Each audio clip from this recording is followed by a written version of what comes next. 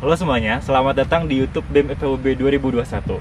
Perkenalkan, nama saya Fikri Priyatna M. Di sini saya akan melakukan wawancara singkat dengan teman kita, mahasiswa Fakultas Pertanian Universitas Brawijaya yang sedang melakukan program petani milenial. Nah, teman-teman pasti penasaran kan, program petani milenial itu seperti apa dan bagaimana sih syarat untuk menjadi bagian dari program petani milenial. Nah, oleh karena itu, simak terus videonya sampai akhir dan kita akan ketemu dengan petani milenial dari Brawijaya.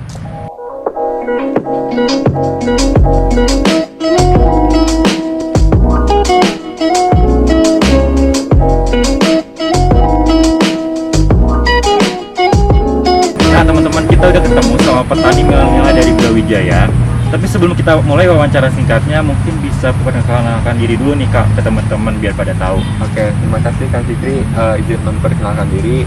Nama saya Rizky Anggara. Saya dari Prodi Agroekoteknologi Fakultas Pertanian Universitas Brawijaya. Nah, sekarang saya sedang mengambil cuti dan mengikuti program Petani Milenial Jawa Barat. Mungkin itu aja sih Kang. Oke. Mungkin fun fact-nya tuh ternyata kita seangkatan gitu, jadi gak usah manggil Kak ya. Iya. Yang biasa dipanggil apa nih? Bisa saya dipanggil Rizky sih. Rizky ya, Kalau oke. di sini. Oke, mungkin Rizky tanpa basa-basi lagi, karena teman-teman juga udah pada kepo tentang petani milenial, bisa dikasih tahu nih terkait petani milenial itu seperti apa sih pada Oke. teman-teman. Terkait petani milenial, mungkin khususnya petani milenial Jawa Barat ya kan? Iya. Karena petani milenial itu punya arti luas, karena kan milenial gitu ya, Oh, iya. luas banget. Nah, tapi yang saya di sini yang saya jelasin di sini mungkin terkait petani milenial Jawa Barat. Jadi si program ini awalnya dibentuk karena adanya kekhawatiran nih dari Kang Ridwan Kamil, gubernur kita. Jadi si program ini dibentuk atas dasar kekhawatiran karena banyaknya anak muda yang di PHK karena COVID. Terus ada juga lahan di Jawa Barat ini sangat luas Kang. Ternyata ada sekitar berapa ya, saya lupa detailnya, tapi ada ratusan ribu hektar buat Jawa Barat lahan tidur yang tidak dimanfaatkan. Nah, dari atas dua dasar itu Kang Ridwan Kamil nih ngebentuk satu program yang pengen isinya tuh anak muda yang aktif di kegiatan pertanian. Jadi anak muda yang tadi di PHK, terus ada juga yang lahan tadi dimanfaatkan, dibentuk si program ini. Jadi terbentuklah si program tani milenial. Tapi kenyataannya juga nggak cuma anak muda tadi ya yang istilahnya di PHK, tapi di sini juga banyak teman-teman yang sambil kuliah, banyak teman-teman yang baru lulus. Nah, itu banyak juga di sini Kang. Kayak saya mungkin contohnya lagi kuliah tapi sedang ambil cuti juga Kang karena ikut program ini. Dari awalnya sih kayak gitu. Oh, oke. Program petani milenial itu cukup luar biasa juga ya, karena bisa memajukan juga aspek pertanian yang ada di Indonesia, tentunya terutama di Jawa Barat, dan harapannya itu di provinsi-provinsi lainnya tuh terdapat program-program semacam ini karena bisa berpeluang untuk memajukan petani dan juga pertanian yang ada di Indonesia. Nah, teman-teman yang lagi nonton juga pasti penasaran nih tentang persyaratannya dan seleksinya tuh susah atau enggak sih kira-kira Kang?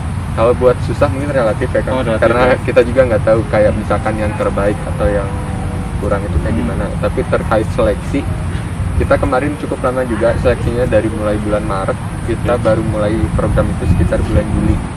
Nah, lumayan kan. Iya. Nah, buat Panjang ya? tahapnya juga ada 3 tahap. Yang pertama ada tahap administrasi, jadi kayak segala jenis persuratan kayak KTP, KK, terus SKCK kita pakai, terus kita juga bikin esai di administrasi itu. Awalnya itu kayak gitu. Buat administrasi makan waktu kurang lebih 1 bulan.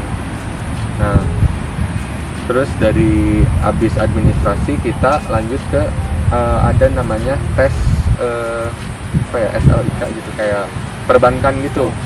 Ya, jadi kita juga dicek nih karena kita kan pembiayaannya dari KUR ya, KUR Bank, Kredit Usaha Rakyat. Kita dituntut ya mungkin tidak punya tunggakan ke bank. Nah, jadi teman-teman di sini ya alhamdulillah berarti yang lolos ini tidak punya tunggakan ke bank kayak gitu. Nah, selanjutnya nih yang terakhir itu ada seleksi wawancara nih Kang. Waktu kemarin wawancaranya sama off-taker kita sekaligus avalis kita dari Agro Jabar nih Kang yang wawancara kita. Yang buat wawancaranya sih kayak terkait budidaya, terus keseriusan kita, yang mungkin masuk juga sih kayak terkait seleksi atau juga mungkin psikologis gitu ya, dari jawaban-jawaban kita. Nah, alhamdulillah sih dari kemarin dari kurang lebih 200 orang dari yang CPH ini, tanaman pangan ini, alhamdulillah masuk ke 20 orang yang lolos di gelombang pertama ini. Jadi program petani milenial itu ternyata cukup panjang ya seleksinya, dan luar biasa dari Kang Rizky ini tuh bisa menyelesaikan seleksi-seleksi dari tahap administrasi tadi, terus berbagai seleksinya dengan baik gitu, sehingga bisa langsung diterima menjadi bagian dari program petani milenial gitu. Jadi secara detailnya petani milenial itu, dan di belakang itu kan ada mes. Nah ini tuh nginep atau kayak gimana sih sistemnya, bisa diceritakan? Mungkin terkait programnya dulu mungkin ya Kang. Jadi terkait program petani milenial itu kan kita diajarkan untuk berbudidaya nih. Kayak saya kan diajarin di sini itu terkait tanaman hias. Ada 3 jenis, ada Homalomena Prop, Amidium Silver, sama Scindapsus lucens. Jadi tanaman hias daun yang warna hijau semua. Buat programnya sendiri terkait detail kita ngapain aja sih di petani milenial itu. Jadi kita di sini diajarin terkait budidaya utamanya, terkait cara budidaya dari mulai A sampai Z-nya itu kita dijelasin. Terus kita juga karena di sini kan sebenarnya kita dituntut sebagai pengusaha, bukan apa ya istilahnya, mungkin bukan buruh tani. Nah kita juga di sini diajarkan cara berwirausaha. Nah jadi kita harus kan mikirin tuh Kak, kalau mungkin mohon maaf kayak terkait petani biasa, dia cuma berbudidaya, ya harganya nanti gimana nanti gitu. Tapi kalau di sini kita dihitung kayak misalkan kita berbudidaya, kita punya target panen, apa yang kita harus lakuin buat nyampe ke si target panen tadi. Jadi kita benar-benar ngerancang detail budidaya yang kita lakuin itu. Terus terkait wirausaha juga kita diajarin di sini. Terus kemarin juga ada workshopnya itu terkait IoT. Karena kita kan pertanian ya udah modern, jadi nggak semuanya terkait konvensional. Kita juga ada IoT-nya yang alhamdulillah kita juga udah pasang sih di pihak kita di tanaman hias. Nah, terus terkait karena di sini juga kan sebenarnya banyak waktu, karena mungkin tanaman hias juga nggak makan banyak waktu ya di sini. Kalau misalkan kita budidaya mulai dari jam 6 sampai kurang lebih jam 9 jam 10 itu udah beres. Nah kita biasanya juga kadang budidaya di luar, ada beberapa lahan yang kita manfaatin yang kita budidaya, tapi di luar program sih ini ya. Jadi ya memanfaatkan waktu itu juga nambah pemasukan lah buat kita. Terus terkait tadi mes, kita juga di sini kan tinggal di mes. Jadi buat program tani milenial sendiri itu sebenarnya dari berbagai macam daerah di Jawa Barat, 27 kabupaten dan kota Jawa Barat. Ya, jadi orang-orang di sini bukan orang lokal semua, tapi ya campuran, ada Bekasi, Karawang, saya dari Bandung, terus Sukabumi ada, jadi di seluruh Jawa Barat. Nah, kita di sini 20 orang dari berbagai daerah tadi tinggal di mes ini. Jadi kita nginep sih di mes ini. Nah, buat ini juga terkait nginep mungkin ya dibebaskan deh, ada yang nginep karena mungkin jauh, tapi ada juga sih yang pulang pergi kayak orang lokal itu banyaknya yang pulang pergi. Wow, jadi di program petani milenial itu banyak banget manfaatnya yang bisa didapatkan gitu. Jadi bukan cuma budidayanya aja yang dipelajari dan juga dipraktekkan, tapi wirausahanya juga dipelajari gitu. Jadi bukan hanya jadi petani biasa, tapi menjadi petani yang bisa memasukkan uangnya itu dengan baik lah istilahnya. Malah uangnya itu bener lah gitu. Nah iya benar, dan jangan lupa tadi terkait relasi kan. Nah, di sini juga banyak ya teman-teman dari berbagai kabupaten yang apa sih nyatu di tempat ini gitu. Jadi bisa ketemu, komunikasi, dan networkingnya juga bisa semakin luas gitu. Baik juga untuk nanti kalau udah keluar dari sini kan bisnisnya bisa jalan jadi gitu. kita udah tahu lah kita ke depannya mau ngapain gitu. Nah iya benar. Nah tapi kalau karena kita nginep di sini nih, tentang kuliahnya kayak gimana gitu kira-kira? Oke. Kalau terkait kuliah mungkin bagi saya agak mungkin bukan sensitif ya, tapi karena sering dijadiin candaan lah. Oh iya. Karena kan kalau awal-awal lah ambis banget nih kuliah, kayak ini punya target harus ini. Tapi ternyata kan COVID, online, wah males, semangat kuliah udah hilang. Nah, ketemu program ini di bulan Maret, November sih sebenarnya, November 2020. Dari itunya udah ada, cuma kita mulai seleksi dari bulan Maret. udah kebayang sih pengen cuti sebenarnya. Karena kan tadinya aduh pusing nih kuliah online, nggak ada hasilnya, tidur terus, tugas numpuk. Nah itu kan udah stres banget lah. Ketemu program ini awalnya sebagai pelampiasan buat saya. Iya tadinya buat pelampiasan, tapi alhamdulillah banyak manfaatnya juga nih di sini. Nah ya seiring berjalannya waktu, seleksi lolos alhamdulillah. Terus di bulan Juli Agustus kan ya waktu itu mulai masuk semester 1, dirasa kayaknya ini nggak akan sanggup deh kalau mulai kuliah, karena kan semester 5 di pertanian ya biasanya banyak teman-teman yang cerita kayak ini semester yang paling menakutkan. Nah, kalau misalkan nggak cuti, wah ini kayaknya bakal stresnya parah nih, karena kalaupun kemarin nih yang nggak ikut program pertaniannya di semester 4, buat tidur aja masih mikir gitu, ini tugas bakal selesai atau enggak. Ya udahlah, akhirnya di semester 5 izin ke orang tua, cuti dulu lah buat kuliah, ikut program ini kayak gitu sih. Jadi ditunda lah buat kuliahnya. Ya, jadi keputusan Iki ini tuh untuk cuti dulu tuh menurut saya emang bener sih, sesuai. Karena kan COVID ini tuh bikin kurang produktif gitu, apalagi di pertanian yang harusnya praktek. Kalau di sini jadinya online cuma lewat Google Meet gitu. Nah, Tapi petani milenial itu jadinya langsung ke praktek dan manfaat-manfaatnya tuh jauh lebih banyak gitu kan pastinya. Cuman yang membuat yakin gitu, nambah yakin, dan ya udahlah fokus aja di program petani milenial aja gitu daripada kuliah gitu. Itu apa sih kalau dari Iki sendiri? Kalau buat yang bikin yakin sebenarnya apa ya?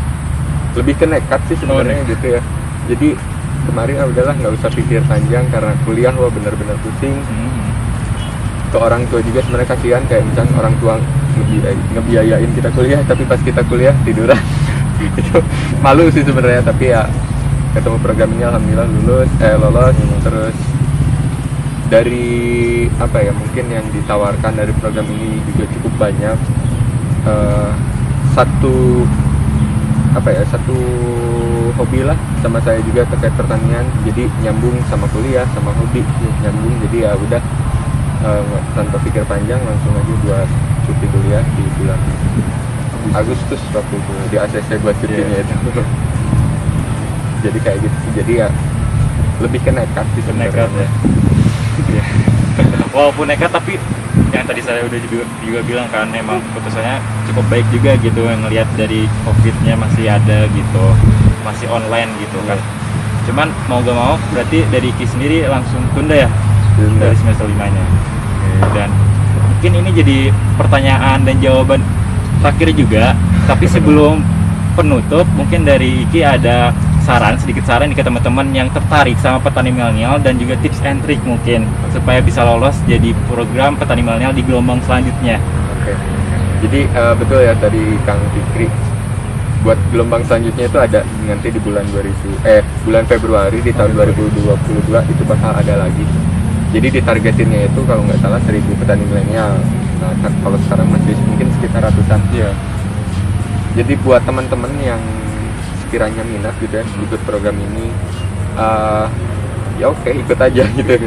Nah jadi tapi harus yakin sama pilihannya kan, karena di sini juga ada sih beberapa mungkin yang awal semangat, tapi lihat apa ya, mungkin karena ini kan kerjaannya keras ya di lapangan, kita benar-benar kayak walaupun ini tanaman hias polybag, tapi tetap aja kayak misalkan nyangkul itu tetap ada, ya kerja berat itu pasti ada, namanya pertanian gitu ya. Ya walaupun kita udah pakai teknologi dan sebagainya, buat kerja berat masih ada. Nah buat teman-teman yang pengen gitu ya, harus bener-bener dari keinginan pribadi sih, nggak bisa kayak misalkan cuma pengen ikut-ikutan, itu nggak bisa. Karena di sini ada beberapa pengalaman dari teman-teman yang awalnya semangat kendor, terus ya alhamdulillah dari sekarang mungkin udah kerasa hasilnya, semangat lagi. Terus karena kan kita udah jalan 5 bulan di sini, saling menyemangati juga antara sesama gitu. Jadi bener-bener apa ya, kekeluargaan di sini tuh kental banget gitu. Walaupun kita jauh dari orang tua, jauh dari rumah, di sini bikin ya kita nyaman. Terkait program juga ya alhamdulillah ilmunya saya rasa gitu ya, dibandingkan kalau saya harus kuliah online sama ikut program petani milenial ini, manfaat yang dirasa ya ikut program ini sih lebih banyak, jauh lebih banyak, karena tadi relasi banyak, terus peluang, terus kita nanti lulus kuliah nggak harus bingung lagi nih kita mau apa gitu. Karena udah Masih bingung kan? Bingung gitu. Ya, itu sih. Jadi ya buat seleksi, kalau misalnya seleksi mah udahlah ikutin kayak apa yang diminta terkait seleksi, terus kita ikutin, kita maksimalin apa yang kita bisa. Kalau masalah lolos nggak lolos itu kan keputusannya sebenarnya dari tim penyeleksi, tapi kan itu kayak udah digarisin lah sama Allah terkait takdir gitu. Sesuai dengan takdir. Nah gitu. betul, jadi kalau misalkan kita nggak lolos pasti ada jalan yang lebih baik, tapi kalau misalkan rezekinya di sini alhamdulillah kita usaha bareng-bareng. Benar banget sih, setuju sama Kang Iki ini. Dan yang paling penting tadi harus yakin dulu, konsisten, terus komitmen kalau misalnya emang mau masuk ke program petani milenial gitu. Urusan lolos atau enggaknya sesuai takdir gitu, rezekinya aja gitu. Nah, mungkin cukup sekian ya wawancara singkatnya. Saya ucapin terima kasih banyak untuk Kang Iki telah bersedia diwawancara singkat nih. Yang luar biasa dari jawaban-jawaban Kang Iki itu sangat edukatif gitu. Jadi untuk teman-teman jangan lupa untuk like, komen, subscribe, dan yang pasti share ke teman-teman yang ada di luaran sana untuk mengetahui tentang video ini kayak gitu. Karena petani milenial itu sangat luar biasa, dari jawaban-jawaban Kang Iki ini itu sangat edukatif yang tadi saya udah bilang. Dan untuk teman-teman jangan lupa untuk ikuti terus YouTube channel BEM FEB 2021 ini, dan kita ketemu lagi di konten BEM Fakultas Pertanian Universitas Brawijaya lainnya. Sampai jumpa. Bye bye.